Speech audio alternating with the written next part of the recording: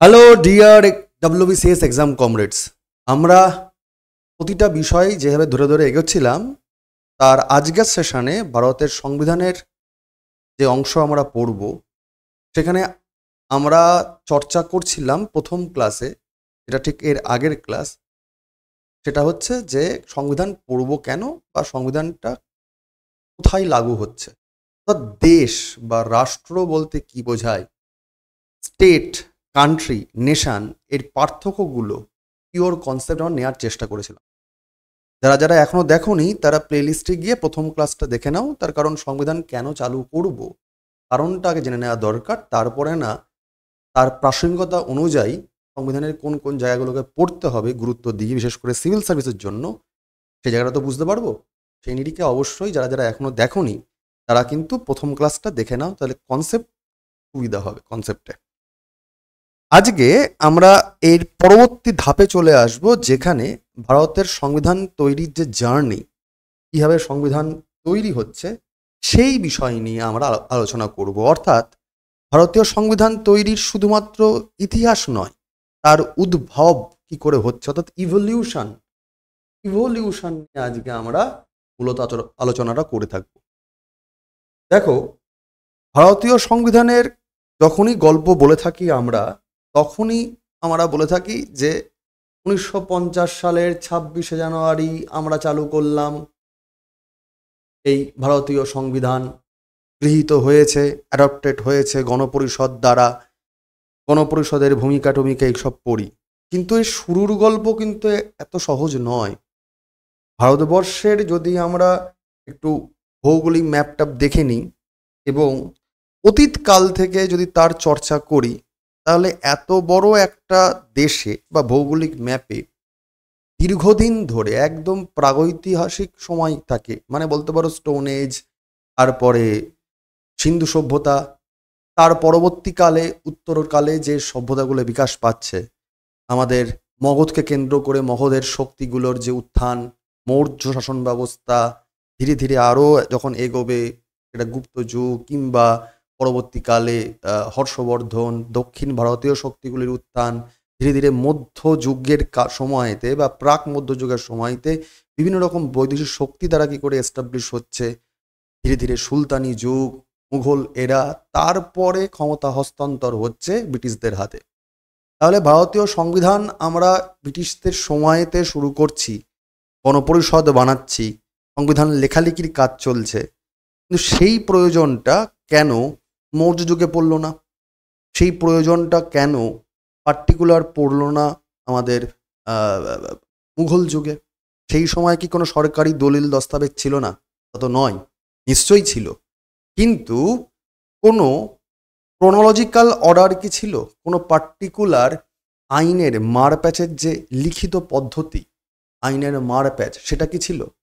যদি একটু ভালো করে ভেবে দেখো, যখন ভারতের সংবিধান তৈরি করার জন্য প্রস্তাব দিচ্ছেন 1940s ওই সময়কালটাতে, 34 রাদার বলা যেতে পারে, সেই সময় এম.এন. রয় যখন প্রথম প্রস্তাব দিচ্ছে, যদি ভারতবর্ষে প্রকৃত অর্থে স্বাধীনতা দরকার হয়, তাহলে দেশকে পরিচালনা করার জন্য দেশের একটা সংবিধান দরকার, দেশের একটা কমন আইনের বই থাকা দরকার। যখন এম.এন. রয় প্রস্তাব দিচ্ছেন, জাতীয় কংগ্রেস সেটা গৃহীত করছে, আরও যখন উত্তরোত্তরকালে সেটা বাড়তে বাড়তে ক্যাবিনেট মিশন আসছে, এবং তারপরে গণপরিষদ তৈরি হচ্ছে, গল্পগুলো আমরা পড়ব ধীরে সুস্থে, তখন এই যে স্ট্রাকচার যদি দেখা যায়, যে আজকে প্রায় ব্রিটিশরা 200 বছরের বেশি ধরে আমাদের দেশকে শাসন করে গেল, রাজত্ব করে গেল, এবং যদি দেখা যায় গণপরিষদ যখন তৈরি হচ্ছে, কনস্টিটিউট অ্যাসেম্বলি, তখন 389টা গড়েপত্তায় সিট হচ্ছে, যেটা ভোটের মাধ্যমে চুজ করা হবে। এবার একটু মন দিয়ে বোঝো, আমি আবার বলছি, WBCS means WBCS, civil service মানেই সিভিল সার্ভিস, তোমাকে সেই আঙ্গিক থেকেই কিন্তু পড়াশোনাটা করতে হবে। তুমি ভেবে নাও 1946-এর সময়কালে যদি গড়েপত্তায় কনস্টিটিউট অ্যাসেম্বলির জন্য সিট অ্যালোকেট করা হয়ে থাকে যে 389টা, অর্থাৎ 10 লাখে একটি করে সিট যদি হিসাব করা যায়, তাহলে ধরে নেওয়া যেতে পারে যে 38.9 crore মানুষজন ছিল। তুমি আরেকটু যদি সংখ্যাটাকে আরেকটু গোলমাল করে হিসাব করে নাও যে না, বাচ্চা বুড়ো মহিলা সমস্ত ভোট দেওয়ার মতো যোগ্য ছিল না, সেই সময় ধরে নেওয়া হতো না, তাহলে গড়ে পত্তায় যদি ধরা যায় ওভারঅল 40 কোটি মানুষের দেশ ছিল। এবং 1947-এ যখন ইংরেজরা দেশ ছেড়ে চলে যাচ্ছে, ভারতবর্ষ স্বাধীন হচ্ছে, শুধুমাত্র যদি সেই ডেটাটাকে দেখো তাহলে দেখতে পাবে যে ইংরেজরা যখন দেশ ছেড়ে চলে যাচ্ছে, ব্রিটিশরা ইন্ডিয়া ছেড়ে, তখন গড়ে পত্তায় ব্রিটিশদের জনসংখ্যা থাকছে 5,000-এর কাছাকাছি। একটা জিনিস বাবু, প্রথমেই কিন্তু এই 5,000 ব্রিটিশ লোকজন ভারতবর্ষে আসেনি, তাই না? সেই সময় মুঘল শাসক ব্যবস্থা ছিল, প্রচুর পাওয়ারফুল শাসন ব্যবস্থা ছিল সেই সময়, তাই না?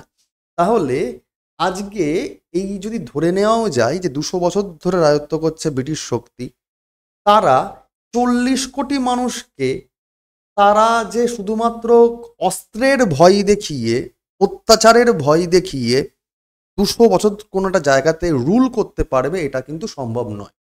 কারণ শুধুমাত্র আমাদের দেশের এই 40 কোটি মানুষজন যদি স্নান টান না করে, দাঁত ফাত না মেজে একটু হাত তুলে দাঁড়াতো এবং ঘিরে ধরতো এই 5,000 লোকজনকে, গন্ধেই হয়তো মরে যেত। সুতরাং অস্ত্র খুব একটা কাজ করতে বলে মনে হয় না।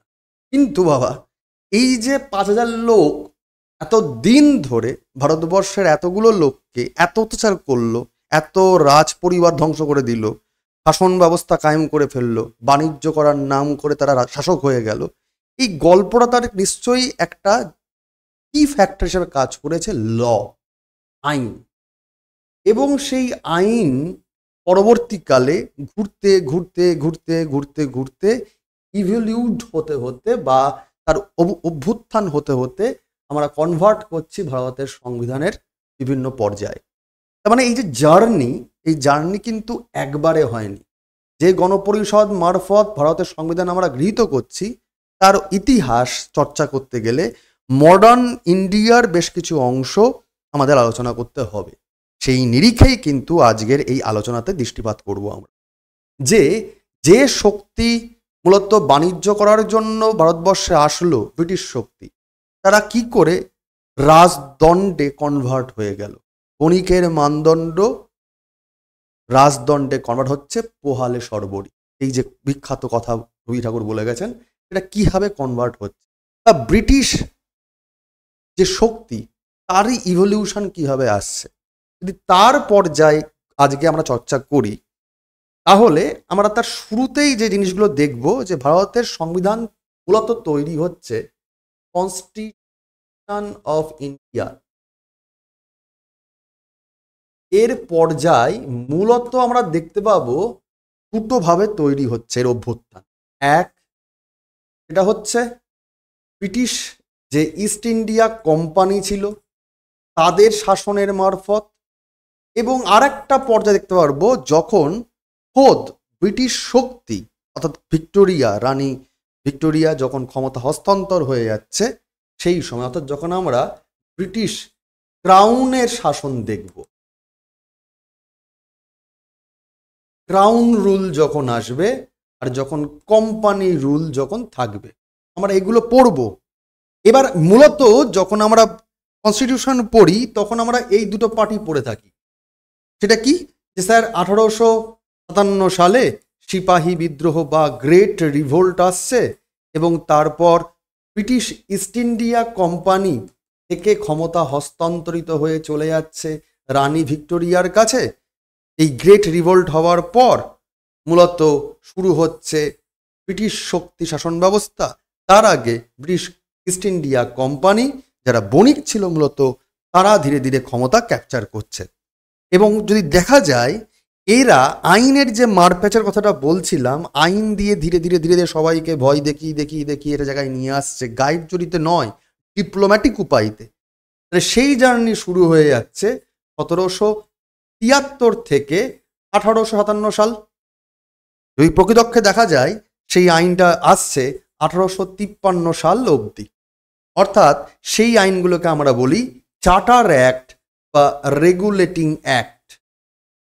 মূলত ব্রিটিশরা এই সময় এই প্রধান যে আইনগুলো আনছে, তারা বলছে প্রতি 20 বছর অন্তর অন্তর আমরা রেগুলেট করব, এই জন্যেই রেগুলেটরি অ্যাক্ট বা রেগুলেটিং অ্যাক্ট আসছে বা চার্টার অ্যাক্ট আসছে। 20 বছর হলে আসবে 1793 সাল, তারপর 20 বছর হলে আসবে 1813 সাল, তারপরে আসবে 1833 সাল, তারপর 20 বছর আসবে 1853 সাল। তারপরে যদি হতো তাহলে আসতো, কিন্তু যেহেতু আসলো না তার কারণ গ্রেট রিভোল্ট হয়ে যাচ্ছে। আমরা সংবিধান ইতিহাস পড়ার সঙ্গে সঙ্গে যে কোনো বইতে বা যে কোনো ক্লাসে জেনারেলি আমরা এরকম করেই দেখি।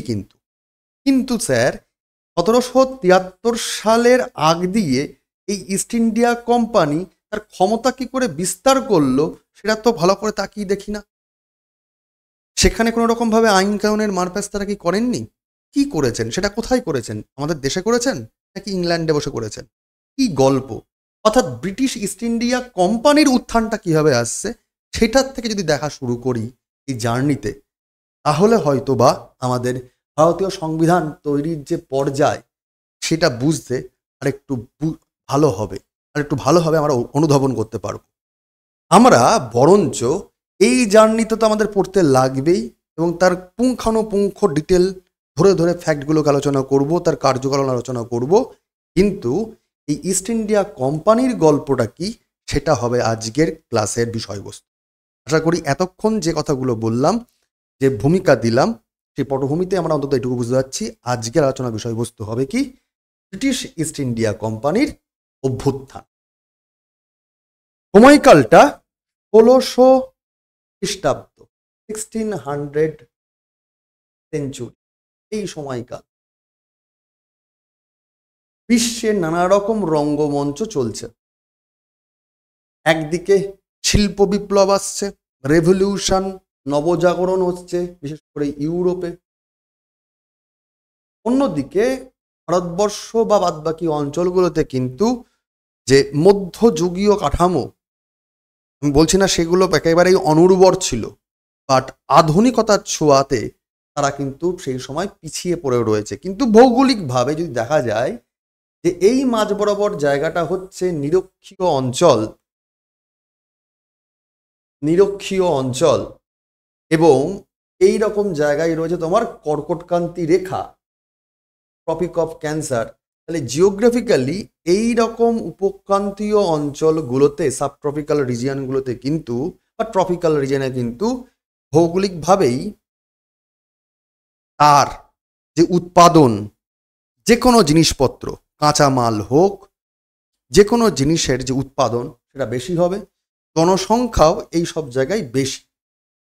শিল্প বিপ্লব কিন্তু উল্টো দিকে আসছে বা রেভলিউশন আসছে ইউরোপের দিকে, তার কারণ যান্ত্রিক শক্তির বিকাশ হচ্ছে, বিজ্ঞান চেতনা প্রমুখভাবে বেড়ে যাচ্ছে সেই সময়। আদিমকালে ভারতবর্ষে যেমন বিজ্ঞান চেতনা বহু যুগ থেকে বৈদিক যুগের সময়কাল থেকেই চলছে, সভ্যতার উত্থান আমরাই করছি। কিন্তু দুর্ভাগ্যের বিষয় এই মাঝের সময়টাতে কিন্তু রাজনৈতিক যে পর্যবেক্ষণ যদি আমরা করে থাকি, এইখানটাতে আমাদের এত টার্ময়েল চলছে, এত কি বলবো গায়ের জড়িপনা চলছে। সংস্কৃতির দিক থেকে আমরা অনেক উন্নত থাকলেও, টাকা পয়সা ব্যবসা দিক থেকে অনুন্নতি থাকলেও, বিজ্ঞান চেতনায় কিন্তু খুব বেশি যে আধুনিকতার ছোঁয়া পড়েছিল তা কিন্তু নেই। আধুনিকতা বলতে কোনটাকে বোঝানো হয়? আধুনিক মানে এটা নয় যে আমি কত জামা কাপড় খুলে ফেলবো। আধুনিকতা মানে হচ্ছে সময়ের সঙ্গে তাল মিলিয়ে নিজেকে আপডেট রাখা। আজকে যেভাবে চ্যাট জিপিটি আসছে, আর যেভাবে এআই আসছে, আমরা যদি সেই স্কিলগুলোকে নিজের মধ্যে ডেভেলপ করতে না পারি তাহলে সমস্যা হবে পরবর্তীকালে কাজ মেটানোর জন্য। যখন ধীরে ধীরে কম্পিউটার আসছিল সেই সময় যদি এখনও অনেক ছেলেমেয়ে যখন পরীক্ষা হলে তোমরা যাও, অনেক ছেলেমেয়েকেই বলতে শুনেছি যে আমি এক্সেলের সমস্ত শর্টকাটগুলো জানি না, কি আমরা ওয়ার্ডের সমস্ত শর্টকাটগুলো জানি না। চাকরির পরীক্ষায় কোশ্চেনগুলো অনেক সময় দিয়ে দেয়, প্রাইভেট সেক্টর কাজেও তো লেগে থাকে, কিন্তু খুব একটা করতে পারি না। ওই সার্টিফিকেট কোর্স হয়তো করে রেখে দিয়েছি কোথাও, কিন্তু তার ইমপ্লিমেন্টেশন নিয়ে খুব বেশি আমরা অবগত নই। যুগের ডিমান্ড ছিল সেই সময়, এখন আরও এক ধাপ এগিয়ে গিয়ে এআই চলে আসছে, ডেটা সায়েন্স চলে আসছে, ডেটা ইন্টেলিজেন্স চলে আসছে। তো এই জিনিসগুলোকে যদি চর্চাই রাখতে পারি আমরা, তাহলে সময়কালের সঙ্গে আমরা নিজেদেরকে আপডেট রাখতে পারবো। এটা হচ্ছে আধুনিকতা। সেই সময় যে যা দাবি দাওয়াগুলো ছিল, যা রেভলিউশন আসতে পারতো, যা রেনেসা আসতে পারতো, সে সমস্ত কটাই কিন্তু এই সময় এখানে হয়েছিল, ইউরোপ অঞ্চলে। যান্ত্রিক শক্তির বিকাশ আসছে, ইঞ্জিন আসছে, ইঞ্জিন যেই চলে আসছে, কাঁচামাল আরো বেশি করে লাগতো, যাতে বিশেষ করে প্রোডাকশন বেড়ে যায়। তো এই সব অঞ্চলের যারা বণিকরা বা যারা বিজনেসম্যানরা যখন তারা দেখছে যে র মেটেরিয়ালের প্রচুর অভাব আসছে, তখন তারা বিশ্বময় তারা যখন মানে যোগাযোগ করছে, বাণিজ্য করার জন্য এদিক ওদিক যাচ্ছে, তখন দেখছে জিওগ্রাফিক্যালি তো এই রিজিয়নটা অনেকটাই এনরিচ, যেখানে কাঁচামাল ব্যাপকভাবে পাওয়া যাবে, এখান থেকে তুলে নিয়ে আসা যাবে কাঁচামাল। আবার এরা একটু মুখ্য সূক্ষ্ম মানুষ, নিজেদের মধ্যে তো রাজনৈতিক দোলাচলে রয়েছে, তারা এখান থেকে যদি র মেটেরিয়ালকে আবার রিপ্রোডাকশন করে ঠিকঠাক করে প্রোডাকশন করতে আবার এদেরকেই বিক্রি করে দেওয়া যায়, তাহলে আমাদের ভালো মুনাফা থাকবে।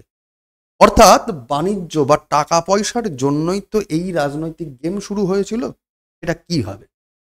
অর্থাৎ আমরা পড়ব এই ব্রিটিশ ইস্ট ইন্ডিয়া কোম্পানির বিভিন্ন বিষয়বস্তু, বিভিন্ন ফ্যাক্টসগুলো, যে কিভাবে এই কোম্পানিটারই বা ইভলিউশন আসছে এবং তারা কিভাবে টার্ন নেবে বণিক সম্প্রদায় থেকে রাজনৈতিক বা অ্যাডমিনিস্ট্রেটিভ সম্প্রদায়।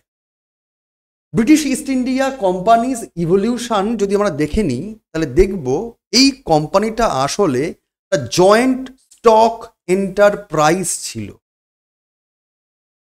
ইংল্যান্ডের সবচেয়ে বড় বড় ধনী ব্যবসায়ী লোকজন এবং ক্ষমতাবান রাজনৈতিক ব্যক্তিত্বরা, তারা সবাই যুক্ত হয়ে তারা একটা কোম্পানি বানিয়েছিল।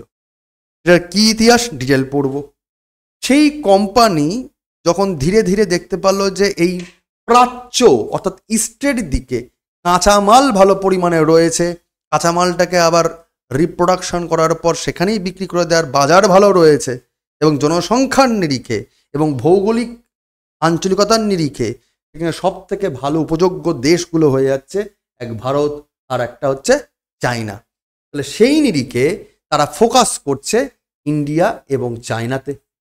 ধীরে ধীরে তারা যখন ওখানে ঢুকছে, তারা সেখানে মূলত বিভিন্ন রকমের যে দ্রব্য, গুডস, তার ব্যবসা বাণিজ্য করছে, এবং পরবর্তীকালে তারা ধীরে ধীরে সেখানে ব্রিটিশ উপনিবেশের শাসন ব্যবস্থা, ব্রিটিশ কলোনিয়াল রুল এস্টাবলিশ করছে। অর্থাৎ বণিকের মানদণ্ড রাজদণ্ডে কনভার্ট হয়ে যাচ্ছে। কি হবে? যদি আমরা ফ্যাক্টগুলোকে এবার খুব ভালো করে বোঝার চেষ্টা করি, এবার মন দিয়ে বোঝা শুরু করে দাও। কি বুঝবো? The British East India company, বা যাকে আমরা শর্টে ইস্ট ইন্ডিয়া কোম্পানি বলি, এই ইস্ট ইন্ডিয়া কোম্পানি শুধুমাত্র কিন্তু ব্রিটিশেই ছিল, ইংল্যান্ডে ছিল তা নয়, ফ্রান্সেও ছিল, স্পেনেও ছিল, পর্তুগালেও ছিল। সুতরাং ইস্ট ইন্ডিয়া কোম্পানি কারা? যে কোম্পানি ইস্টের দিকে এসে ব্যবসা করে, ওয়েস্ট থেকে ইস্টের দিকে ব্যবসা করে, তারাই ইস্ট ইন্ডিয়া কোম্পানি। মূলত ইস্ট ইন্ডিজ বা দক্ষিণ যে ইন্দো এশীয় অঞ্চল যেখানে যারা ব্যবসা করে, তারাই ইস্ট ইন্ডিয়া কোম্পানি। এবার তারা বিভিন্ন দেশের হতে পারে, ডাচ ছিল, ডেনমার্কের ছিল, ফ্রান্সের ছিল, পর্তুগালের ছিল, স্পেনের ছিল, ইভেন ইংল্যান্ডেরও ছিল বা ব্রিটেনেরও ছিল। এই যে ব্রিটেনের যে ব্রিটিশ ইস্ট ইন্ডিয়া কোম্পানি, তারা মূলত টাকা হতো অফিসিয়ালি জন কোম্পানি নামে। জন কোম্পানি নামে এদের মূল পরিচয় ছিল, যদিও এদের অফিসিয়াল নাম ছিল আরেকটা আলাদা। কি নাম ছিল? Honourable east India company. এবং ঠিক অনারেবল ইস্ট ইন্ডিয়া কোম্পানি নামেই কিন্তু তাদের এই জয়েন্ট স্টক এন্টারপ্রাইজ ছিল। কি জন্য তারা বানিয়েছিল এন্টারপ্রাইজটা? To trade with East Indies, প্রাচ্যের সঙ্গে, এই ইস্ট ইন্ডিজ এরিয়ার সঙ্গে তারা ব্যবসা বাণিজ্য করার জন্যই কিন্তু তারা এই কোম্পানি ফর্ম করেছিল। While its original goal was commerce with the maritime Southeast Asia, it eventually focused its operations in India and China. যদিও মূল লক্ষ্য ছিল কি? যে নেভি টাইম অর্থাৎ নৌবাহিনীর মারফত বা নৌশক্তির সাহায্যে সমুদ্র পথে, তখন তার ওরমভাবে প্লেন এখন আসছে না, সমুদ্র পথে তারা কি করে ব্যবসা বাণিজ্য করবে এই সাউথ ইস্ট এশিয়া অঞ্চলে, সেই নিরিখেই মূলত ইন্ডিয়া চায়নাকে ফোকাস রেখেই তারা মূলত কাজকর্ম শুরু করছে, ব্যবসা বাণিজ্য শুরু করছে। It was initially founded under the name governor and company of merchants of London trading into the East Indies. প্রাথমিকভাবে তারা যে কোম্পানি বানাচ্ছিল সেই কোম্পানিটার নাম ছিল এত বড়। জেনে রেখে দাও, ইস্ট ইন্ডিয়া কোম্পানির অনেক রকম পর্যায় আছে। তার প্রথম নামটা হচ্ছে গভর্নর অ্যান্ড কোম্পানি। এই নাম দেখেই বুঝতে পারছো এটা শুধুমাত্র যে কোনো ছোটোখাটো কোম্পানি নয়, যেখানে ইংল্যান্ডের বড় বড় রাজনৈতিক ব্যক্তিত্ব এবং ব্যবসায়ী লোকজন তারা কিন্তু এর মধ্যে ইনভলভ ছিল। Governor and company of merchants of London trading into the East Indies, এটা হচ্ছে তার পুরো নাম। Ownership was held by wealthy British merchants and nobility. বিখ্যাত ব্রিটিশ ব্যক্তিত্ব যারা রাজনৈতিক ক্ষমতাবান ব্যবসায়ী, তারাই ছিল এদের মালিক। তো it began as a commercial venture, the company eventually led the foundation of British colonial rule India. এই বড় সড়ো লোকজন যারা রাজনৈতিক ব্যক্তিত্ব, তারা তো দুম করে কোনো জায়গায় কলোনি তৈরি করতে পারবে না, উপনিবেশ স্থাপন করতে পারবে না। এই যে ইম্পেরিয়ালিজম বা সাম্রাজ্যবাদের যে রীতিনীতি, এটা করতে গেলে প্রথমে বাণিজ্য করে মুনাফা নিতে হবে, আর তারপর সেখানের ফাঁক ফোকরগুলো ভালো করে বুঝে নিয়ে সেখানে ব্রিটিশদের যে পুরনো খেলা অর্থাৎ ডিভাইড অ্যান্ড রুল, এই খেলা খেলতে গেলে তারা ধীরে ধীরে উপনিবেশিকতাবাদ বা সাম্রাজ্যবাদ বিস্তার করবে। তো ব্রিটিশ ইস্ট ইন্ডিয়া কোম্পানির কি কি নাম, কিভাবে তারা আসছে, এইটুকুকে বুঝলাম। কিভাবে তারা আসছে তোমাদের আগেও বলেছি যে নোটগুলো কিন্তু বাংলা ইংরেজি দুটো ভাষাতেই আমি রাখছি। দেখো ডেসক্রিপশন বক্সে দেওয়া আছে টেলিগ্রাম গ্রুপের লিঙ্ক, ওখানে কিন্তু প্রতিদিনের ক্লাসের রুটিন মানে নোটস পড়ে যায়। ঠিক আছে স্যার, কিভাবে আসছে, তারা এত সাহস পাচ্ছে কোত্থেকে? এই ব্যবসা বাণিজ্যের লোকজন এই ব্যবসা করার জন্য সেই সময় তৎকালীন সময়তে ইংল্যান্ডের যিনি রানী ছিলেন এলিজাবেথ ওয়ান, তার কাছ থেকে তারা পারমিশন নিয়ে আসছে এই ব্যবসা বাণিজ্য করার জন্য। কি কি ব্যবসা করবে তারা? তারা মূলত চাইছিল যে ব্যবসাগুলো করতে এই ইস্ট ইন্ডিজ অঞ্চলে বা রাদার এই পার্টিকুলার ইন্ডিয়া, চায়না বা সাউথ ইস্ট এশিয়ার কান্ট্রিগুলো যারা যে ব্যবসা করতে চেয়েছিল, সেটা কিসের? কটনের ব্যবসা, সিল্কের ব্যবসা, ইন্ডিগো ডাই, নীল চাষ, সল্ট, টি, ওপিয়াম, সালপেটার, এই ধরনের এক ধরনের বলা যেতে পারে বারুদ। ঠিক আছে, এই ধরনের জিনিসগুলো তারা কিন্তু ব্যবসা বাণিজ্য করতে চাইছিল। এবং এই ব্যবসা বাণিজ্য করার জন্য একটা জায়গা থেকে একটা জায়গায় আসবো, তার জন্য তো পারমিশন লাগবে। যেমন আজকের দিনে আমরা অন্য জায়গায় যদি যেতে চাই, অন্য দেশে, তাহলে আমার ভিসা, পাসপোর্ট লাগে। ঠিক একই রকমভাবেই ইংল্যান্ডের সেই সময় রানীর কাছ থেকে পারমিশন নিতে হচ্ছে যে না, আমরা এমুক কোম্পানি, আমরা এই অঞ্চল টার্গেট করছি, এখানে বড় সড়ো ব্যবসা করার স্কোপ থাকবে, আমাদের দেশের অর্থনীতি ঘুরবে, ব্যবসা করে টাকা আনবো, আপনি দয়া করে পারমিশন দিন, আমরা এইসব দেশে গিয়ে ব্যবসা বাণিজ্য করতে চাইছি। নিজ দেশে পারমিশন চাইবে তারা প্রথমে। সেই নিরিখে ওই 1600 এরার আশপাশ দিয়ে তারা কি করছে? রয়্যাল চার্টার তারা কিন্তু নিয়ে আসছে। রয়্যাল চার্টার এই রাজকীয় সনদ কার কাছ থেকে নিয়ে আসছে? রানী এলিজাবেথ ওয়ানের কাছ থেকে নিয়ে আসছে। And it was granted to George, Earl of Cumberland and 215 other prominent individuals like knights, aldermen and burgesses. ভাবো এই ধরনের ব্যক্তিত্ব প্রায় 215-20 জন লোক, যারা জর্জ, যারা আর্ল অফ সাম্বারল্যান্ড, মানে বলতে পারো বিভিন্ন রকম বড় বড় গভর্নর লোকজন, মানে রাজনৈতিক ক্ষমতাসম্পন্ন ব্যক্তিত্ব, বিভিন্ন রকম নাইট, সেনাপ্রধান, এল্ডারম্যান, বড় বড় বাণিজ্যিক ব্যবসায়ীজন, সেনাপতি, এই ধরনের লোকজন তারা ছিল এই কোম্পানির মধ্যে, তাদেরকেই সনদটা দিচ্ছে। তার মানে ব্রিটিশের ইংল্যান্ডের রানী যে কোনো মানে উজবুক লোকজনকে কোম্পানি বানানোর পারমিশন দেয়নি, তারা এই বড় বড় মাতব্বর লোকরাই কিন্তু কোম্পানি বানিয়েছিল এবং পারমিশন নিয়ে তারা এই প্রাচ্যে এসে, ইস্টে এসে বাণিজ্য করতে পারছে। Charter gave the company 15 years monopoly. খুব ইম্পর্টেন্ট পয়েন্ট, এই কোম্পানিটা কিন্তু 15টা বছরের মনোপলি পেয়েছিল। মনোপলি মানে একচেটিয়া ব্যবসা, এরা ছাড়া অন্য ইংল্যান্ডের আর কোনো কোম্পানি এই অঞ্চলে ব্যবসা করতে পারবে না এই দ্রব্যগুলোর ওপর। এই দ্রব্যগুলোর ওপর এই কোম্পানি শুধুমাত্র একচেটিয়া ব্যবসা করতে পারবে এবং তার পারমিশন দিচ্ছে 15টা বছরের জন্য to conduct trade with all religious regions east of the Cape of Good Hope and west of the Strait of Magellan. তুমি ভাবো এই যে অঞ্চলটা যদি আমরা একটু ম্যাপে দেখে নিই তাহলেই তোমরা বুঝতে পারবে।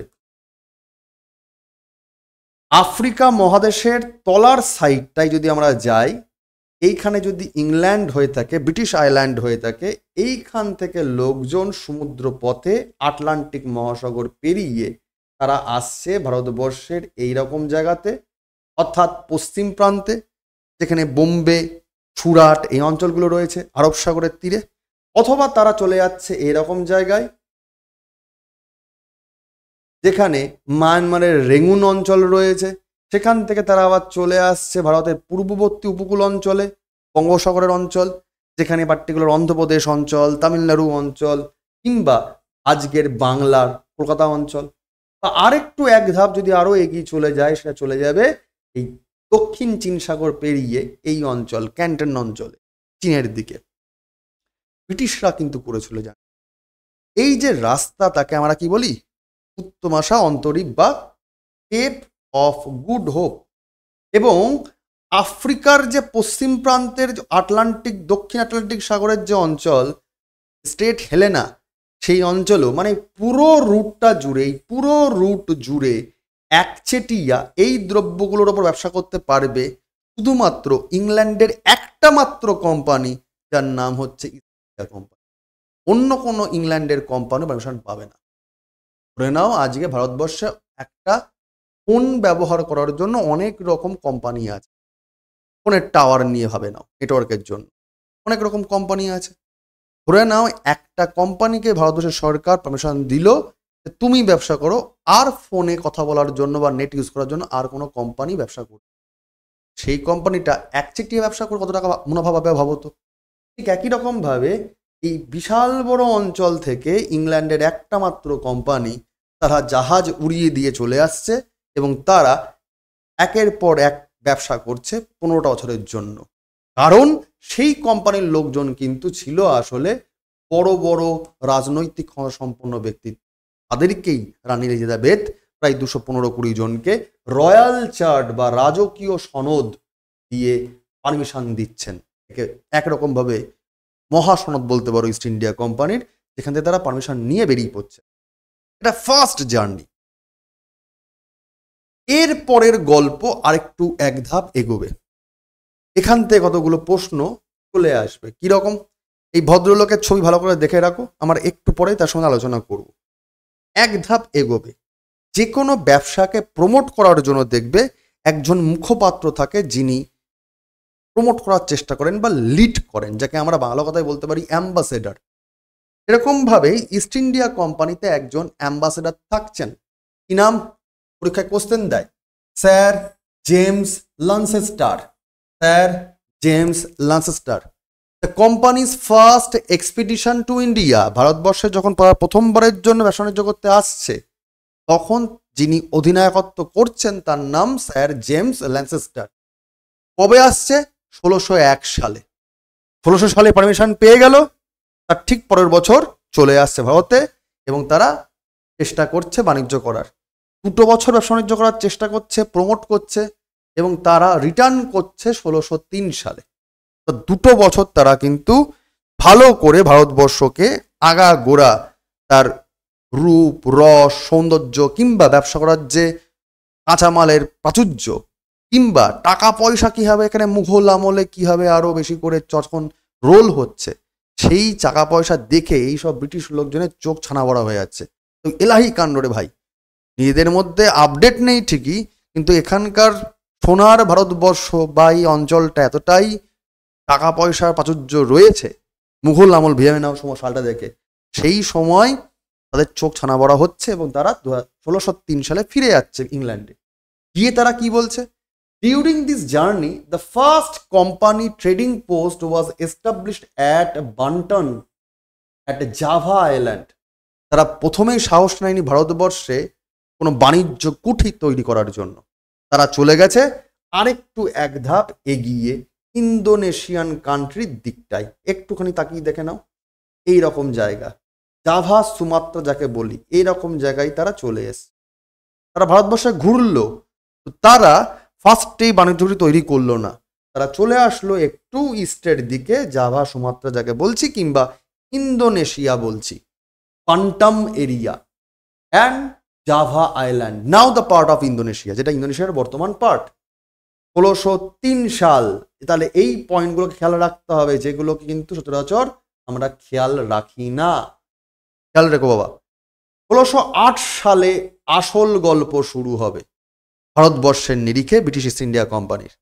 1608 সাল নাগাদ সুরাট, যেটা বর্তমানে গুজরাট অঞ্চলে রয়েছে, তখন তো বোম্বে প্রভিন্স মূলত। 1608 সাল তাপি নদীর তীর এই সুরাট অঞ্চলে সিলেক্ট করা হচ্ছে ইস্ট ইন্ডিয়া কোম্পানি, যে তারা ওখানেই ট্রেডিং হাব বা বাণিজ্য কুঠি নির্মাণ করবে। কারণ অলরেডি এই সুরাটে কিন্তু পর্তুগিজ লোকজন বাণিজ্য কুঠি বানিয়ে ফেলেছে, অলরেডি সেখানে অন্যান্য বিদেশি শক্তিগুলো বাণিজ্য কুঠি বানিয়ে ফেলেছে।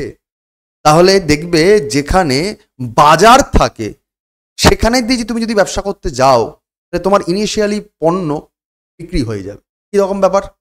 ধরে নাও তুমি তোমার বাড়িতে কতগুলো হাঁস মুরগি রয়েছে যারা খুব ভালো ভালো ডিম পেড়েছে, তুমি রাস্তার মধ্যে দুম করে বসে পড়লে ডিম বিক্রি করবে বলে।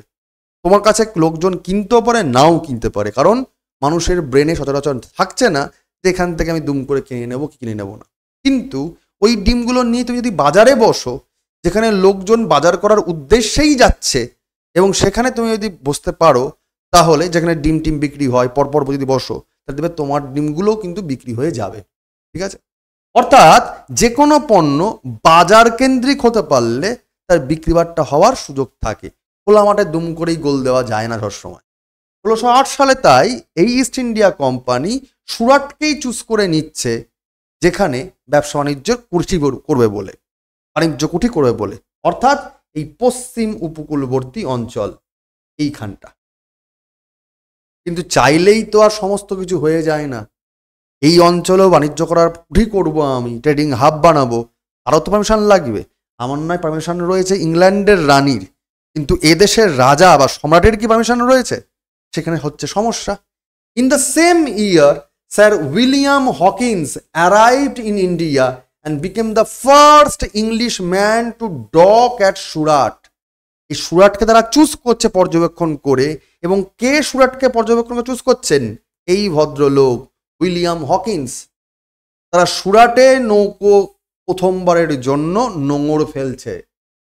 প্রথম ব্রিটিশ ম্যান, প্রথম ইংলিশ ম্যান যিনি সুরাটকে নোঙর ফেলছেন বাণিজ্য কুঠি করার উদ্দেশ্যে, স্যার উইলিয়াম হকিন্স, যাকে বললাম যে তোমরা এনার ছবিটা ভালো করে দেখে নাও, স্যার উইলিয়াম হকিন্স। এই ভদ্রলোক তিনি চেষ্টা করলেন, 2 বছর তিনি এখানে কাটালেন, মুঘল দরবারে দরবারে তিনি ঘুরলেন। জাহাঙ্গীর সেই সময় শক্তি ছিলেন, সম্রাট ছিলেন, এবং তিনি চেষ্টা করলেন বাণিজ্য কুঠি খোঁড়ার পারমিশন দেওয়ার জন্য। সেম ইয়ার মানে 1608 সাল। কিন্তু জাহাঙ্গীর পারমিশন দিল না। উইলিয়াম হকিন্স কি হয়ে গেলেন? আনসাকসেসফুল হয়ে গেলেন, পারলেন না। তিনি ট্রেড রাইট, ব্যবসা করার জন্য যে অধিকার চাইছিলেন, বাণিজ্য কুঠি বানাবার জন্য যে অধিকার চাইছিলেন, সেখানে তিনি বানানোর জন্য অসমর্থ হলেন। সেম বছর, 2 বছর পর, মানে 1608 সাল থেকে 1610 সাল তিনি চেষ্টা করলেন সুরাটে বাণিজ্য কুঠি করার জন্য, কিন্তু তিনি অসমর্থ হলেন, জাহাঙ্গীর পারমিশন দেয়নি। ঠিক শেষমেশ কি দাঁড়ালো? 1610 সাল, 2 বছর পেরিয়ে গেছে। The company had open it first factory in the south India. যদি দক্ষিণ ভারতে যদি নাই থাকে, সুরাটে যদি না পাওয়া যায়, দক্ষিণ ভারত যদি সুরাটে পারমিশন না পাওয়া যায়, এরা সমুদ্রপথে চলে আসলো এই দিকে, এবং এখানে তারা প্রথম বাণিজ্য কুঠি এস্টাবলিশ করলো। জাহাঙ্গীর এখানে বারণ করেছিল, কিন্তু এখানটাতে তাদের কোনো অসমর্থ হয়নি, তারা পারলো। ফার্স্ট ফ্যাক্টরি করলো তারা সাউথ ইন্ডিয়াতে। কোথায়? মাসলিপত্তনম বা মুসলিপত্তনম যাকে আমরা বলি, এটা বর্তমানে অন্ধ্রপ্রদেশ অঞ্চলে রয়েছে। ঠিক আছে? এবং এই জায়গাটা এটা মূলত করমণ্ডল কোস্টের পাশে, এবং এই জায়গাটাতে তারা মূলত প্রফিটেবল বিজনেস ফার্স্ট টাইম তারা করতে পারলো, প্রথম প্রফিট দেখাতে পারলো। কারণ ভাবো ১৬১০ মানে ১৬০০ সালে ১৫ বছরের জন্য লিজ দিচ্ছে বা মনোপলি দিচ্ছে রানী এলিজাবেথ ওয়ান। ইস্ট ইন্ডিয়া কোম্পানির কাছে অলরেডি কিন্তু ১০টা বছর চলে গেছে, রইল ৫টা বছর। ১৬১০-এ এসে ফার্স্ট টাইম তারা একটা ভালোভাবে প্রফিটেবল বিজনেস রিটার্ন করতে পারছে। নাহলে তো আবার রিনিউ করতে পারবে না ব্যবসা। ট্রেড লাইসেন্স যেমন বলা হয় রিনিউ করা, পারমিশন তো তারা রিনিউ করতে পারবে না। এটা কিন্তু বড় সড়ো সাড়া পড়লো যে দক্ষিণ ভারতকে কেন্দ্র করে বাণিজ্য ঘাঁটি তৈরি করা যেতে পারে। এরপর the East India company faced frequent clashes with rival European powers. যেই ইস্ট ইন্ডিয়া কোম্পানি এই মুসলিপত্তমে প্রফিটেবল বিজনেসকে ঘোরাতে পারছে, তখনই অন্যান্য যে ইউরোপীয় ব্যবসাদার শক্তিগুলো ছিল, যেমন পর্তুগাল, ফ্রান্স, স্পেন, ডাচ, এদের মধ্যে হয়ে গেল সমস্যা। নিজেদের মধ্যে মূলত সমস্যা বাঁধলো পর্তুগিজ এবং দাসদের সঙ্গে, এবং তারা এই পার্টিকুলার অঞ্চলেই কিন্তু অলরেডি বাণিজ্য কুটি তৈরি করে ফেলেছিল পর্তুগিজ এবং ডাচ শক্তি। তাহলে ওদের এস্টাবলিশ জায়গাতেই যদি বাণিজ্য করতে আর একটা কোম্পানি ঢুকে পড়ে এবং মুশকিল হয়, তাহলে তো ভাই সমস্যা দেখাবেই। Turning point came ১৬১২ during the battle of Swally. এইখানটা ব্রিটিশ শক্তির একটা বড়সড় টার্নিং পয়েন্ট চলে আসলো, যাকে সোয়ালির যুদ্ধ বলা হয়। ১৬১২ সালে সুরাটের কাছাকাছি হয়েছিল, where company's forces decisively defeated the Portuguese and marking decline of Portuguese influence and the rise of East India power in India. Particular এই যে অঞ্চলটা দেখতেই পাচ্ছ, গুজরাট, গালফ অফ কচ এখানটা, গালফ অফ খাম্বাদ এখানটা, এই সুরাটের পার্শ্ববর্তী অঞ্চলে এইখানে প্রথমবারের জন্য কিন্তু নৌবাহিনীর যুদ্ধ হলো। নেভি ওয়ার, ফিল্ডের যুদ্ধ নয়। অর্থাৎ আরব সাগরের এই উপকূলবর্তী অঞ্চলে ভারতবর্ষের নিরিখে প্রথম নৌবাহিনীর যুদ্ধ হলো। যে মুঘল ভারতে হাতি, ঘোড়া, পদাতিক সৈন্যবাহিনী সবাই নিয়ে যুদ্ধ করতো, মূলত স্থলভূমিতে যুদ্ধ হতো। সেই যুদ্ধ প্রথমবারের জন্য হচ্ছে নৌবাহিনীতে।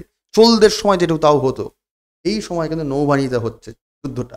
ঠিক ১৬১২ সালের এই সোয়ালির যুদ্ধের সময় এমন একটা পাওয়ারফুল পারফরমেন্স দেখাতে পারছে ব্রিটিশ ইস্ট ইন্ডিয়া কোম্পানি, যার মারফত কিন্তু পর্তুগিজদের যেখানে পাওয়ার ছিল, পর্তুগিজদের যে বাণিজ্য কুটি তৈরি করেছিল, সেই কর্তৃত্ব অনেকটা ক্ষুণ্ণ হলো। ব্রিটিশ পাওয়ার তাগার দিল। বোঝা গেল যে এদের শুধুমাত্র ব্যবসায়িক বুদ্ধিই নয়, যুদ্ধক্ষেত্রে এদের সম্যক ধ্যান ধারণাও রয়েছে। এরপরে ট্রানজিশন আসছে। কি ট্রানজিশন? ১৬১৫ সাল স্যার থমাস রো আসছে, তাকে পাঠাচ্ছেন ইংল্যান্ডের রাজা। তার পরবর্তীকালে আসছেন কিং জেমস ওয়ান। তার মানে ইংল্যান্ডের যারা শাসনবর্গ রয়েছেন, রাজা সম্রাট রয়েছেন, তারাও বুঝতে পারছিল যে ওদের ওখানকার যারা বড় বড় মাথা, ইস্ট ইন্ডিয়া কোম্পানির যেসব বড় বড় মাথা, তারা ব্যবসা করার জন্য ওখানে গেছিল, তারা ঠিক কথাই বলছে ভাই এখানে ব্যবসা করার প্রচুর স্কোপ রয়েছে। তখন থমাস রোকে প্রেরণ করছেন কিং জেমস ওয়ান ১৬১৫ সালে। কোথায়? মুঘল দরবারে। এবং এই ব্যক্তি থমাস রো, তিনি সাকসেসফুল হয়ে যাচ্ছেন। ব্রিটিশদের মোটামুটি পারফরমেন্স বুঝে যাচ্ছে, ব্যবসায়িক বুদ্ধি পাচ্ছে। এবার দেখো, আমার এলাকাতে যে ব্যবসায়ী ভালো ব্যবসা দেবে, তার থেকে আমি সেরকমভাবে ট্যাক্স তুলতে পারবো, রেভিনিউ কালেক্ট করতে পারবো। তাহলে সেই কোম্পানির লোকজনকে আমি টানবো যে এই কোম্পানি এখানে আসুক, তার প্রোডাকশন ভালো, ব্যবসা বাণিজ্য ভালো ঘুরছে। ধীরে ধীরে মুঘল সরকার বা মুঘল দরবার তারা কিন্তু এই ইংরেজ লোকজনকে বা ব্রিটিশ ইস্ট ইন্ডিয়া কোম্পানিকে পারমিশন দিচ্ছে যে হ্যাঁ, তোমরা সুরাটে ফ্যাক্টরি বানাও এবং আরো বেশ কিছু জায়গায় ফ্যাক্টরি বানাও, বাণিজ্য কুঠি নির্মাণ করো। প্রথম তারা পারমিশন পাচ্ছেন। কে পারমিশন পাচ্ছেন? স্যার থমাস রো পাচ্ছেন সেই সময়।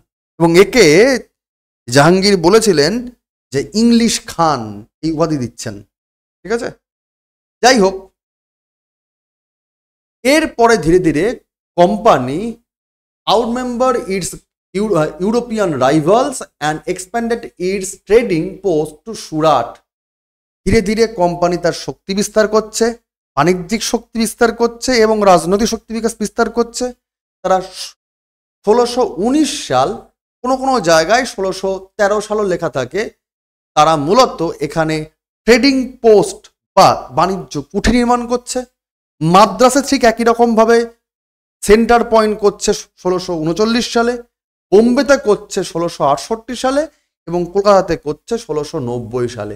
যদিও কলকাতার 1690 সালের এই গল্প নিয়ে বিস্তর এখন সমস্যা রয়েছে বা তথ্য নিয়ে সমস্যা রয়েছে। কলকাতাতে তোমরা যারা সাবর্ণ রায়চৌধুরী পরিবারের ইতিহাস জানো, তারা প্রমাণ করে দেখিয়ে দিচ্ছে তাদের ডকুমেন্টস দিয়ে, তারা মূলত সেই সময় ঔরঙ্গজেবের সময়তে তারা সেই এলাকার জায়গিরদার ছিলেন। তো কলোনি তৈরি করা কিছু ছিল না, এবং তারা বাণিজ্য কুঠি নির্মাণ করছেন কলকাতাতে। এই তর্ক বা এটা নিয়ে পিআইএলও তারা করেছিল, সাবর্ণ রায়চৌধুরী পরিবার কলকাতার। তারা এই হালি শহর থেকে পুরো লক্ষ্মীকান্তপুর, ডায়মন্ড হারবার এই পুরো বিস্তীর্ণ অঞ্চলের জায়গিরদার ছিলেন, তা কিন্তু ধাতু কামড়ে তারা প্রমাণ করেছেন। হোয়াট এভার, এটা অন্য বিষয়। তো সুরাট, মাদ্রাস, বোম্বে, ক্যালকাটা, আমরা যদি ভারতের ম্যাপটা একটু বুঝে নিই,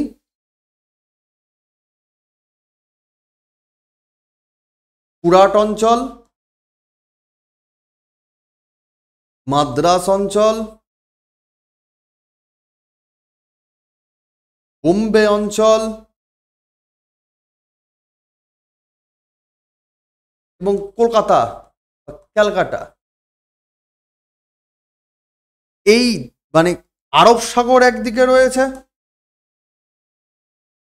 অ্যারাবিয়ান সি,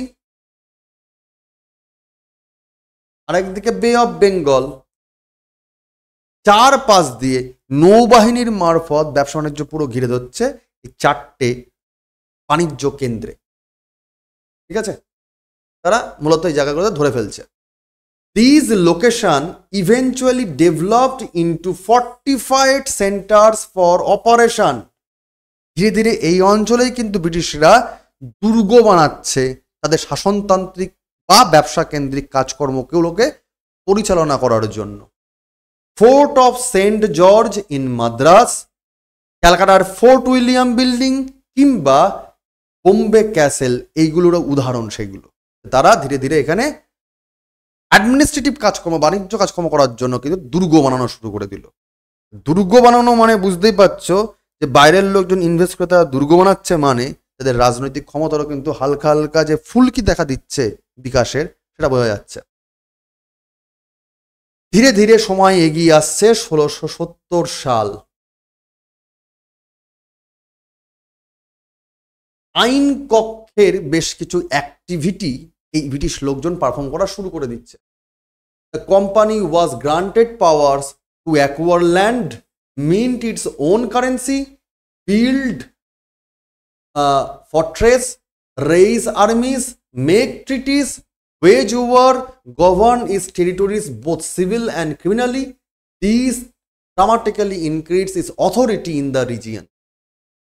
যে চারটে জায়গার নাম বললাম, সুরাট, বোম্বে, ক্যালকাটা কিংবা মাদ্রাস, এই অঞ্চলগুলোতে তারা জায়গা কেনার ক্ষমতা পাচ্ছে, নিজস্ব কারেন্সি তৈরি করার ক্ষমতা পাচ্ছে, তারা নিজেদের মুদ্রা তৈরি করতে পারে, ছাপাতে পারে, তারা দুর্গ বানাতে পারে, তার অধিকার দেওয়া হচ্ছে, তারা আর্মিস তৈরি করতে পারে, সেনাদল তৈরি করতে পারে। মানে সেনাদল তৈরি করতে হলে কি করতে লাগবে? ওখানকার স্থানীয় লোকদের লাগবে, তার মানে সেনাদল তৈরি করাচ্ছে।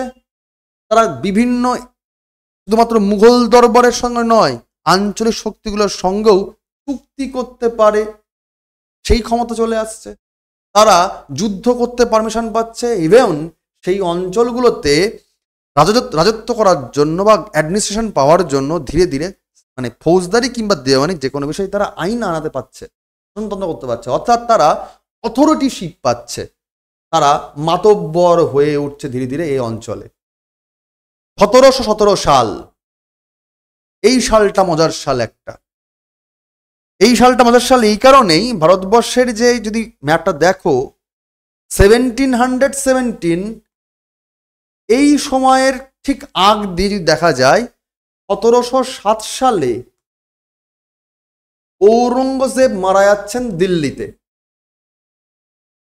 দিল্লির দরবারে মুঘল সাম্রাজ্য ঝনঝনিয়ে উঠেছে। পরবর্তীকালে অন্যান্য দুর্বল মুঘল শাসকরা আসবে এবং ভারতবর্ষের আঞ্চলিক শক্তিগুলো মাথাচাড়া দিয়ে উঠবে। কেন? 1717 এই সালেই কিন্তু একদিকেই বাংলা অঞ্চলটা, বাংলা, বিহার, উড়িষ্যা দিয়ে মানে তারা কি কনভার্ট হয়ে যাচ্ছে, তারা নবই আনা পাচ্ছে, নবাব হচ্ছে, বেঙ্গলের নবাব প্রতিষ্ঠা হচ্ছে এই সময় মুর্শিদ কুলি খায়ের আমলে। সেই সময়তেই কিন্তু দিল্লিতে আসছেন যিনি শক্তিধর মানুষ, সম্রাট হচ্ছেন, তিনি হচ্ছেন ফারুক শিয়র। ফারুক শিয়র দিল্লির দরবারে তিনি পাওয়ারে আসছেন, আবার বাংলাতে নবাবিয়ানাও এস্টাবলিশড হচ্ছে। আবার তোমরা জানো ফারুক শিয়র আসছেন মূলত 1713 সাল নাগাদ দিল্লিতে পাওয়ারে। ফারুক শিয়র 1713 সাল নাগাদ দিল্লিতে পাওয়ারে আসছেন। 1717-তে নবাবিয়ানা এস্টাবলিশ হচ্ছে। আবার ঘুরিয়ে ডক্টর হ্যামিল্টনদের সঙ্গে নিয়ে ব্রিটিশ ইস্ট ইন্ডিয়া কোম্পানি ফারুক শিয়রের দরবারে যাচ্ছে এবং বড়সড় কাণ্ড ঘটে যাচ্ছে। ফারুক শিয়র তখন কোষ্ঠকাঠিন্যে ভুগছিলেন, পশ্চাৎ দেশে প্রচণ্ড ব্যথা। তখন ওই ডক্টর হ্যামিল্টনের সাহায্য নিয়ে ওষুধ খেয়ে সুস্থ হলেন। ঠিক আছে, সুস্থ হয়ে যাওয়ার পর তিনি এতটাই তার পশ্চাৎ দেশ খুশি হয়ে গেল যে তিনি দেশের পশ্চাৎ দেশ নষ্ট করে দিলেন। তিনি কি করলেন? এই বছরই তিনি দিয়ে দিলেন ব্রিটিশ ইস্ট ইন্ডিয়া কোম্পানিকে ম্যাগনা কার্টা, যাকে আমরা বলে থাকি, অর্থাৎ তিনি বললেন যে বিনা শুল্কে বাণিজ্য করতে পারো। এই ফরমান জারি করে দিলেন, যাকে আমরা বলি ফারুক শিয়রের ফরমান। অর্থাৎ ব্রিটিশদের যে একটা বড়সড় শক্তি, তারা ট্যাক্স দিতে লাগবে না, এই বিশাল বড় একটা জায়গা জুড়ে তারা একসঙ্গে বাণিজ্য করতে পারে। এইটাও কিন্তু চলে আসছে ফারুক শিয়রের হাত ধরে। ঠিক আছে, এই ট্রানজিশনগুলো আসছে। The Mughal Empire granted the company exemptions from customs duties in Bengal. বাংলায় কোনো রকম কাস্টমস ডিউটিস, কোনো রকম ব্যবসায়িক শুল্ক লাগবে না, বাণিজ্য শুল্ক লাগবে না। ফার্দার এনহ্যান্সিং ইটস প্রফিটস, যাতে আরো প্রফিট করতে পারে এই কোম্পানি, এতটাই খুশি হয়ে গেছিল এই ফারুক শিয়র, পশ্চাৎ দেশের আনন্দ নিয়ে তিনি দেশের পশ্চাৎ দেশ নষ্ট করে দিলেন। আন্ডার রবার্ট ক্লাইভ, এরপরেই চলে আসবে রবার্ট ক্লাইভ নামক একটি বিষ। দেশটা আমাদেরকে কিন্তু মোটামুটি তার যে বুদ্ধি, তাতে কোনো সন্দেহ নেই, কিন্তু আমাদের দেশের জন্য তিনি বিষ হয়ে গেলেন। Under Robert Clive's leadership, the East India also manage to diminish French influence in India.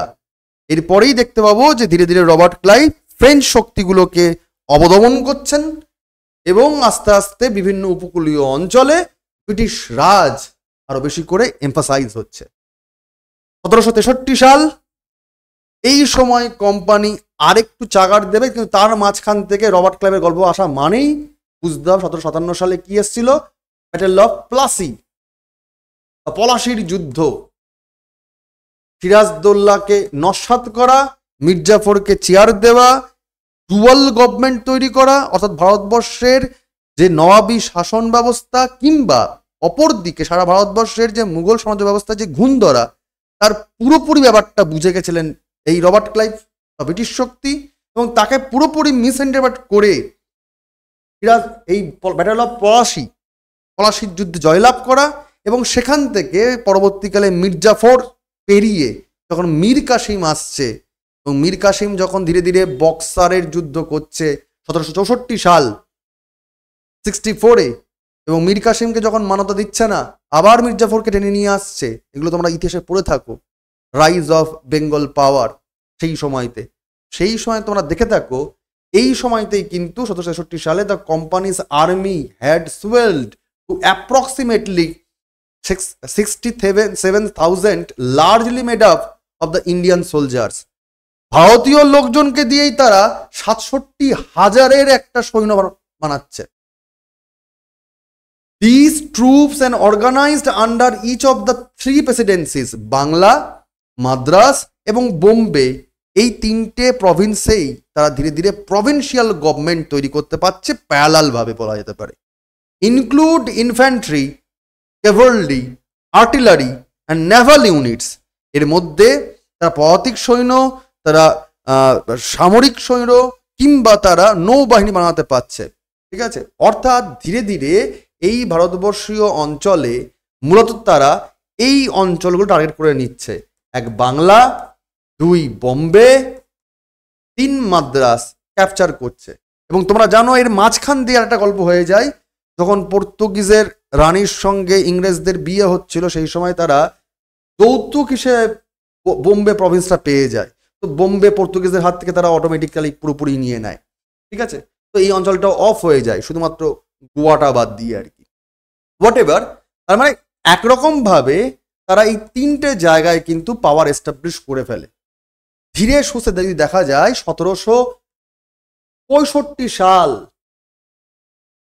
যখন মীর কাসিম বক্সারের যুদ্ধ হেরে যাচ্ছে, সবটা মিলিয়ে এই রবার্ট ক্লাইভের বুদ্ধিমত্তায় ব্রিটিশ ইস্ট ইন্ডিয়া কোম্পানি সেই সময় দিল্লির যে সম্রাট তো নয়, নামকে বাস্তে সম্রাট শাহ আলম, যিনি মূলত পাপেট ছিলেন ইংরেজদের, তাকে বলছে বাবা তুমি চুপচাপ থাকো, এলাহাবাদ থেকে এই পুরো বাংলা, বিহার, উড়িষ্যা পুরোটা দিয়ে দাও, এবং ইস্ট ইন্ডিয়া কোম্পানির ডাইরেক্টর ব্যবসা বাণিজ্য শুধু নয়, তারা ডাইরেক্টলি কনভার্ট হয়ে যাবে অ্যাডমিনিস্ট্রেটিভ কাজকর্মের জন্য, অর্থাৎ দেওয়ানি লাভ করে ফেলছে এলাহাবাদের চুক্তির মারফত 1765 সাল। অ্যান্ড এটাই হচ্ছে ব্রিটিশ ইস্ট ইন্ডিয়া কোম্পানির মূল বাণিজ্য থেকে শাসনতন্ত্রে কনভার্ট হওয়ার চাবিকাঠি, মূল চাবিকাঠি বা ফাইনাল চাবিকাঠি বলা যেতে পারে এই এলাহাবাদের চুক্তি। অর্থাৎ এই রবার্ট ক্লাইভের সময়কালে ভারতবর্ষে 3টে জায়গা, বোম্বে, মাদ্রাজ এবং বেঙ্গল, 3টে জায়গায় ভালো রকম ভাবে কিন্তু ক্যাপচার করে নিতে পারছে ইন্ডিয়া কোম্পানি, ঠিক আছে। যে জায়গাগুলো মূলত দেখতে হচ্ছে লাল লাল ভাব রয়েছে, সেখানে ব্রিটিশদের পাওয়ার বেশি রকম ভাবে ফলপ্রসূ ছিল, ব্রিটিশদের পাওয়ার ভালো রকম ভাবে ফলপ্রসূ ছিল। অন্য জায়গায় ছিল না তা নয়, ছিল, তারা মূলত সেখানে ব্যবসা বাণিজ্যই করতো, বাট অ্যাডমিনিস্ট্রেটিভ কাজকর্ম এটার ইনফ্লুয়েন্স চলে আসে এই লাল যুক্ত অঞ্চলগুলোতে, যেগুলো দেখতে পাচ্ছ, ঠিক আছে।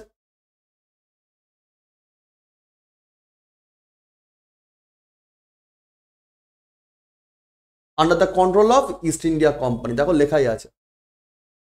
অন্যদিকে তুমি যদি দেখো যেখানে যেখানে ক্ল্যাশ হচ্ছে অন্যান্য শক্তির সঙ্গে ইস্ট ইন্ডিয়া কোম্পানির, সেগুলো কি? সেগুলো হচ্ছে, দেখো এই দক্ষিণ ভারতীয় অঞ্চলগুলোতে কিন্তু ফ্রান্সের লোকজনও বেশ ভালোভাবে পাওয়ার বিস্তার করছে, এবং তাদের মধ্যে প্রায়শই ব্রিটিশ ইংল্যান্ডের লোকজনের যুদ্ধ ঝামেলা হচ্ছে। আমরা যখন মডার্ন হিস্ট্রি পড়বো তখন আমরা এই ইন্দো ফ্রান্সের যে ওয়ার কতবার হচ্ছে সেগুলো দেখব। তেমনভাবেই আঞ্চলিক শক্তিগুলোর যে বিকাশ, একদিকে মারাঠা শক্তির বিকাশ, একদিকে নিজামের বিকাশ, একদিকে হায়দার আলী কিংবা এই টিপু সুলতানের বিকাশ, এই জায়গাগুলোকে দেখব সেই সময় যখন আমরা ইতিহাসটা পড়ব। ওভারঅল যেটা আমি দেখতে চাইছিলাম সেটা হচ্ছে 1763 সাল, বা রাদার যদি বলে দিই 1765 সাল, এলাহাবাদের চুক্তির মারফত রবার্ট ক্লাইভের হাত ধরে ব্রিটিশ ইস্ট ইন্ডিয়া কোম্পানি দেওয়ানি লাভ করছে, এবং তারা মূলত শুধুমাত্র ট্রেড কোম্পানি আর থাকছে না, তারা অ্যাডমিনিস্ট্রেটিভ বা গভর্নিং এজেন্সি হিসাবে কাজ করা শুরু করে দিচ্ছে। মূল কি পয়েন্ট এটা। The company often interfere in local politics, যেই গভর্নরশিপ পেয়ে যাচ্ছে তখন অন্যান্য যে প্রিন্সলি অঞ্চলগুলো রয়েছে, লোকাল গভর্নর রয়েছে, জায়গিরদাররা রয়েছে, সেখানে তারা লোকাল পলিটিক্সের নাগলানো শুরু করে দিচ্ছে। ম্যানিপুলেটিং রাইভাল ইন্ডিয়ান রুলার্স, একে অপরের যারা সাথে যখন যুদ্ধ হতো, যেহেতু আঞ্চলিক শক্তিগুলো নিজেদের মধ্যে সিভিল ওয়ার চলছে, সেখানে ম্যানিপুলেশন করছে, একে অপরের পেছনে লাগিয়ে দিচ্ছে, মানে divide and rule policy. A crucial victory came 1757 সাল, যেটা আমরা আগেই বললাম, এটা হলো পলাসি, ঠিক আছে। বেঙ্গল নবাব সিরাজদৌলকে তারা হারিয়ে দিচ্ছে এবং ডাইরেক্ট পাপেট কিংডম নিয়ে চলে আসছে মির্জাফরের হাত ধরে। 64 সালে ব্যাটেল অফ বক্সার, যেটা আরও এক ধাপ বাড়িয়ে দিচ্ছে, দেওয়ানি লাভ কালেকশনে সাহায্য করে দিচ্ছে, রবার্ট ক্লাইভ পেয়ে যাচ্ছে, এটা আমরা আগে বললাম। এরপর যখন প্রপারলি বেঙ্গল গভর্নেন্স চলে আসছে এই অঞ্চলে, ধীরে সুস্থে রবার্ট ক্লাইভ চলে যাওয়ার পর এখানে আসছেন ওয়ারেন হেস্টিংস, এবং তিনি পরিষ্কার হয়ে বুঝতে পারছেন যে এতখানি ছড়িয়ে গেলে হবে না, তাহলে দীর্ঘদিন ধরে রায়ত্ব করা যাবে না। তখন তিনি আস্তে আস্তে এই ডিসেন্ট্রালাইজেশন কনসেপ্ট থেকে সেন্ট্রালাইজেশন করার এবং সমস্ত জিনিসপত্রগুলোকে কন্ট্রোল করা বা রেগুলেট করার জন্য চিন্তাভাবনা নিচ্ছেন। এবং এখান থেকেই বলতে পারো এই কনসেপ্ট শুরু হয়ে যাচ্ছে, যেটার কথা আমরা প্রথমে আলোচনা করলাম, যে ভারতের সংবিধান তৈরির যে জার্নি তার সূত্রপাতটাই হচ্ছে ব্রিটিশ ইস্ট ইন্ডিয়া কোম্পানির হাত ধরে, যাকে আমরা কোম্পানি রুল বলছি। এবং ওয়ারেন হেস্টিংস প্রথমবারের জন্য এই রেগুলেটিং অ্যাক্ট নিয়ে আসছেন এবং তিনি বাংলা, মাদ্রাস এবং বোম্বেকে এক জায়গায় টেনে নিয়ে আসছেন এবং তিনি হয়ে যাচ্ছেন বাংলার গভর্নর জেনারেল। অর্থাৎ সেন্ট্রালাইজেশন হওয়ার ফার্স্ট স্টেপ বা প্রসিডিওর শুরু হয়ে যাচ্ছে এখান থেকে। আমরা এই কোম্পানি রুল এবং এই ক্রাউন রুলের গল্প 1857 সাল থেকে 1947-এর গল্প, আমরা আজকে পড়লাম ইস্ট ইন্ডিয়া কোম্পানির উত্থানের গল্প, কিভাবে আসছে আইন কানুনগুলো। আমরা আরও পরপর দুটো পার্টে বা দুটো ক্লাসে এই কোম্পানি রুলটা একটা ক্লাসে পড়ব এবং ক্রাউন রুল আর একটা ক্লাসে পড়ব, এবং পুরোপুরি এই যে ইভলিউশনটা ইংরেজদের হাত ধরে কিভাবে আসলো সেটা জেনে নেব। এবং তারপরে হিস্ট্রি অফ মেকিং কনস্টিটিউশন বা rather formation of Indian constitution, ভারতের সংবিধান তৈরি করলো কিভাবে গণপরিষদ, তার পর্যায়ক্রমে ধীরে ধীরে ডেপথে পড়াশোনা করবো বা পর্যবেক্ষণ করব। ক্লিয়ার? তো আশা করি আজকের যে টপিকটা আমাদের আলোচ্য বিষয় ছিল, ইস্ট ইন্ডিয়া কোম্পানির হাত ধরে কি করে আসছে, তারও আগে দরকার ইস্ট ইন্ডিয়া কোম্পানি আসলো কি করে সেইটা বোঝা। সেই নিরিখেই আজকে কিন্তু আমাদের সেশন এখানে শেষ করছি। প্রত্যেককে বলছি বাবা, সিরিজগুলোকে একটু মন দিয়ে দেখো, তোমাদের কীরকম লাগছে বা তোমাদের আরও কি কি জিনিস চাই সেটা অবশ্যই একটু কমেন্টে জানিয়ে দাও। আর যারা যারা নতুন দেখছো, যারা তুমি যদি প্রথমবারের জন্য হয়ে থাকো দেখছো এইরকম ভিডিওটি, তাহলে আগের ক্লাসগুলো অবশ্যই প্লেলিস্টে দেখে নাও, তাহলে পরপর তোমার দেখতে বুঝতে সুবিধা হবে। আবার বলছি, তুমি যদি শুধুমাত্র নোট পড়ার জন্য পড়ো তাহলে খুব মুশকিল, কারণ সিভিল সার্ভিস মানে সিভিল সার্ভিসই, তোমাকে সেখানে ডেপথে গিয়েই এই বুদ্ধিমত্তা নিয়ে কিন্তু পরীক্ষা দিতে হবে, গল্পগুলোকে অনুধাবন করতে হবে, সিনেমার চোখে ব্যাপারটাকে দেখতে হবে, বুঝতে হবে, ধারণ করতে হবে, কারণ WBCS মিনস WBC। এই নিরিখেই বলছি, তুমি যদি নতুন হও ডেসক্রিপশন বক্সে দেখো, লিঙ্ক দেওয়া আছে টেলিগ্রাম গ্রুপের, সেখানে জয়েন করে যাও। আজকে অবধি, পরের দিন দেখা হবে। ভালো থেকো, best of luck, thank you.